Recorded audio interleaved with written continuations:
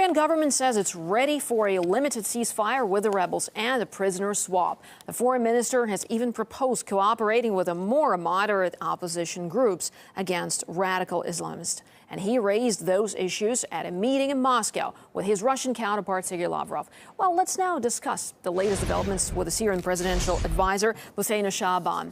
Thank you so much, Ms. Shaaban, for joining us here in RT to talk about the situation. Well, it looks like the ball now is in the opposition court. So how do you expect them to react to the proposals, the offers from Damascus? Well, what we expected right from the beginning and what we expect now and forever is to put the interest of the Syrian people and the interest of Syria above everything else, and to care about Syria rather than to play into the agendas of other parties who actually from the beginning of the crisis they have been really intent on destroying Syria's institutions and on doing so much kidnapping and killing.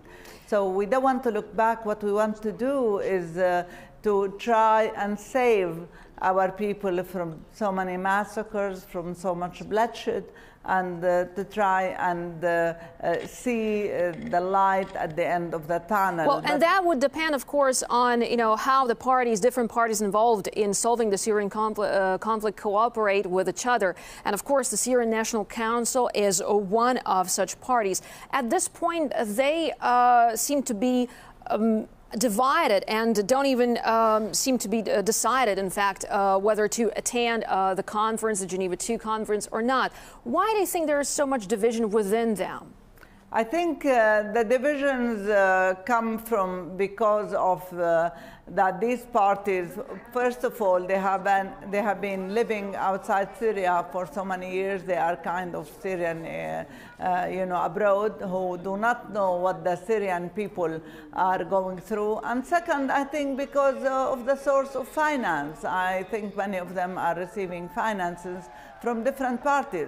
But anyone who lives with the Syrian people, who wants the interest of the Syrian people to be above everything else, would give the utmost priority to stopping this terrorism that is destroying the lives of the Syrian people, causing the death of women and children, and causing the destruction of Syrian infrastructure in Syria. So I believe it's a question of what is one's priorities. Is it the Syrian people and Syria and its territorial integrity, or is it some personal interest and being an ally for other forces who obviously right from the beginning of the crisis want to destroy Syria? Well, the Syrian government is offering a ceasefire in Aleppo now. Why now? Couldn't it have been done earlier? If I may correct, it's not a ceasefire, because a ceasefire is used between two armies or two peoples. It's a kind of security arrangements, because Russia and the US have announced in Paris that what they would like to do is to have a kind of pilot project, if you want. Yeah, but why now? Well, because we are approaching Geneva, we are trying to reach a political solution for the crisis. We have been trying for all these years, to stop the bloodshed and the killing and to initiate a political process, if you want. But why wasn't this approach tried earlier then? That could have prevented a lot of people from being killed. Well, if you remember, Geneva I was agreed upon on the 30th of June 2012.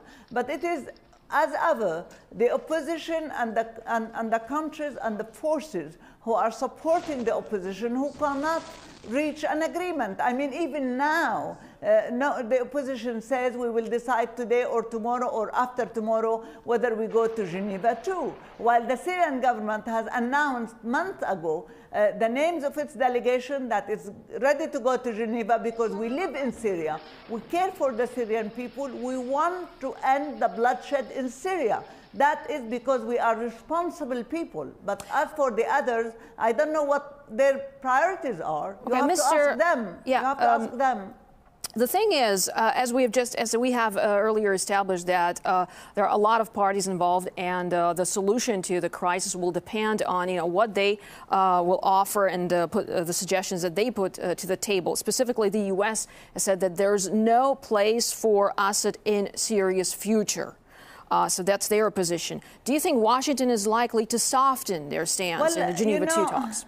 May I draw your attention and the attention of Washington probably that there is some contradiction in what they said and they announced, because they accept Geneva I.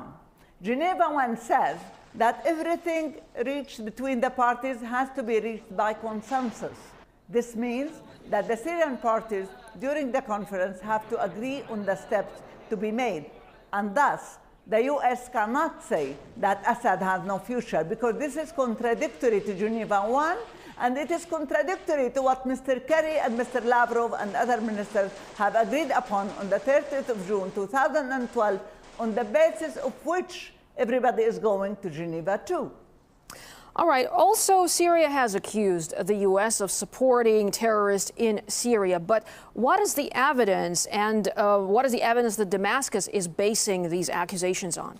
Well, this came as a response to what John Kerry and the foreign minister of Egypt said in Kuwait, saying that Syrian government is destroying schools and hospitals. We asked Kerry to provide evidence, because I think the one who utters the accusation has to provide the evidence. Syria has been one of the rare countries in the world who have a free education, free medical health service. We fight so hard to keep our institutions, and we complain to the world about the terrorists destroying hospitals and schools. So it is absolutely ironic and so unbelievable that somebody should say that the Syrian government is the one who is destroying the schools and hospitals. They should come up with an evidence when they utter an accusation, and the accusation was first directed to us. We are asking them for the evidence. Well, as we see at this point, Syrian opposition is divided, and there are different, in fact, groups that call themselves opposition. Among them, there are some that are moderate, and Russia has said moderate opposition groups within the war zone should also be invited to the peace talks. What about the position of the Syrian government on this? I mean, has the Syrian government been in negotiation with those moderate groups to get them involved? Well, we have many moderate groups in Syria we have about 20 opposition political parties, but unfortunately the United Nations did not invite any of them. By the way, we are not here referring to the Islamic Front, because this is not moderate at all, although it has been portrayed by Saudi Arabia and by the United States that this is moderate in comparison to Daesh and to Jabhat al-Nusra. They are all in the same boat. They all kill, kidnap, destroy institutions. What we are referring to is a political opposition, both in Syria and outside Syria, who should be invited to Geneva II. But unfortunately, I don't know what are the criteria that the UN has for inviting opposition people to Geneva II. I think you have to direct some question to Lakhdar Brahimi or to the UN to ask them what are their criteria in inviting Syrian opposition to Geneva II. All right, and finally, before we let you go, Ms. Shaaban, I'd like to ask you another question about the chemical weapons and how the process of destroying the chemical stockpiles that Syria has is going. In fact, the Global Chemical Weapons Watchdog says Syria may not be able to meet the June deadline. So why is it that the Syrian this process is sort of not meeting this deadline, or there is a possibility of not meeting this deadline? I think they said it may not be able, so they didn't say it's not meeting its deadline. I think all international organizations are acknowledging that Syria is trying its best with the help of Russia, of course, who is also trying its best to meet deadlines and to get rid of chemical weapons as we promised and as we agreed and as we